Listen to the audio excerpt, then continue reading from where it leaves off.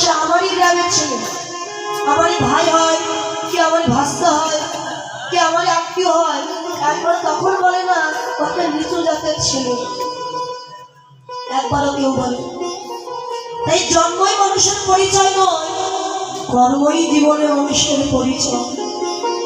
যুধিষ্ঠির সবাইকে বললেন, কিন্তু মহিলাকে নিমন্ত্রণ করলেন। যুধিষ্ঠির বললেন, কৃষ্ণ দয়াময়,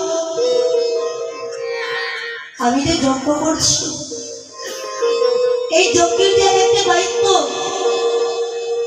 আয় ব্যয় হিসাব নিকাশের দায়িত্ব, এই দায়িত্ব তুমি কার উপরে দেবে কৃষ্ণ? দাদা, আয় ব্যয় হিসাব নিকাশের দায়িত্ব দিলাম দুর্যোধনের উপর।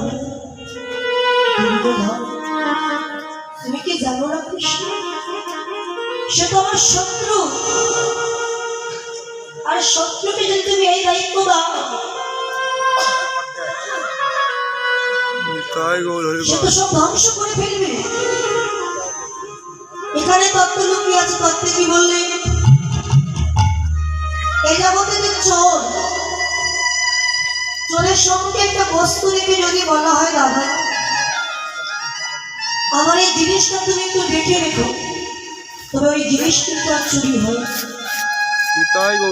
তাই দেহের মধ্যে যে বিন্দুরূপী কৃষ্ণ ধন আছে, তাকে ধ্বংস করছে দিবানিশি স্মরণ।